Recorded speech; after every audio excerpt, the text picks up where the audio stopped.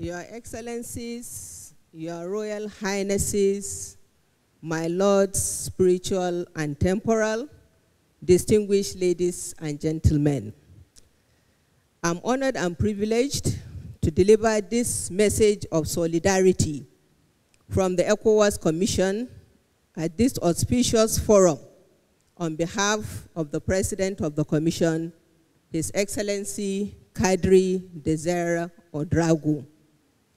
First of all, I would like to express profound gratitude to the international host committees, the host committee of the Global Peace Foundation for the invitation extended to the Commission. I would also like to pay homage to the cream of African leadership here present for their pioneering role and inspirational leadership in Africa's drive towards good governance, stability, prosperity, and human dignity. Excellencies, distinguished ladies and gentlemen, the Global Leadership Conference and Festival could not have been held at a more opportune time, and the organizers could not have chosen a more appropriate theme for it than the combination of leadership and sustainable peace. This is because while the African continent today, on the one hand, boasts of some of the fastest growing economies in the world, indeed within West African region, we are recording an annual growth between 6 and 7 percentage points in the last few years. But on the other hand, the forces against progress have been at work, undermining peace and stability through the promotion of identity-based hatred, extremism, and insurgency. In this regard, the upsurge in terrorism in the Sahel region, piracy in the maritime domains of East, Central, and West Africa, and other forms of transnational organized crime constitute veritable time bombs under the continent's security and development agenda. The continent's young women and men find themselves at the crossroads of these contradictory trajectories. 2/3 of West Africa's population is under 30 years of age. More than a quarter of the total population is aged from 15 to 30 years, representing the region with prospects as well as formidable demographic, developmental, and security challenges. Demographic category constitutes the most dynamic and productive force, spearheading the efforts towards prosperity and dignity by its enthusiasm, curiosity, commitment to democracy and good governance, and through innovative enterprise.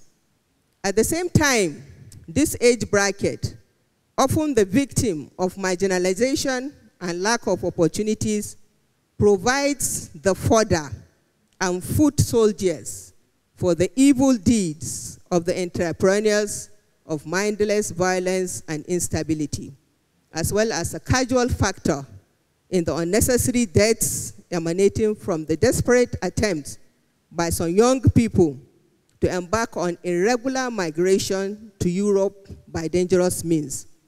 The recent deaths of hundreds of would-be African migrants off the coasts of Italy, Spain, and the Sahara Desert should sound a note of alarm to all of us.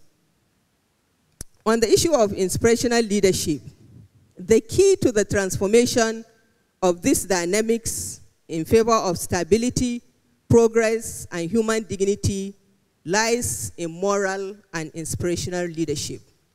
This should be provided by a social contract among all concerned, that is the youths themselves, our families, local community, groups, and faith groups, including civil society, the private sector, importantly governments, regional and international organizations, as well as our development partners.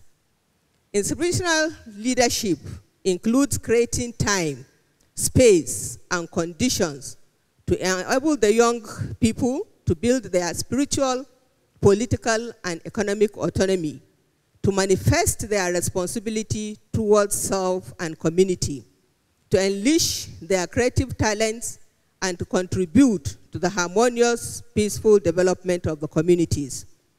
Excellencies, distinguished ladies and gentlemen, in the World Program of Action for Youth to the year 2000 and beyond, the United Nations acknowledged 15 priority areas in addressing youth issues.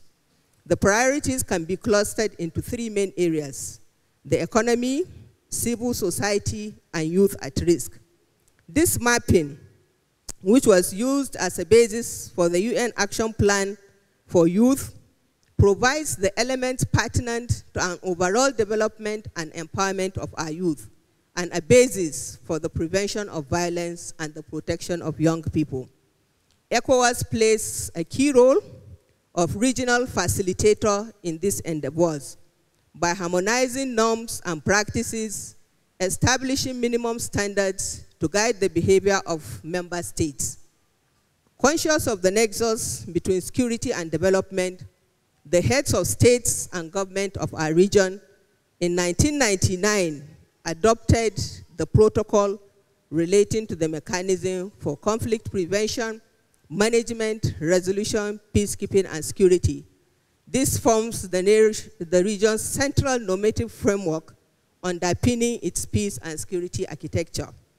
It was supplemented in 2001 by the Protocol on Democracy and Development, which sets out the constitutional convergence principles for ECOWAS membership and outlines rights, roles, and responsibility of national stakeholders, including women and the youth.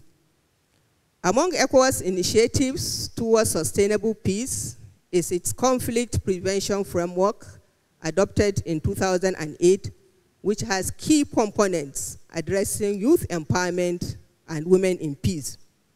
We also have a youth and sports development center in Ouedraogo, which promotes exchange programs, skills, and entrepreneurial development among young men and men. The organization also interfaces with civil society in the promotion of peace through several networks, including the West African Civil Society Forum and the West African Network for Peace Building, WANEP.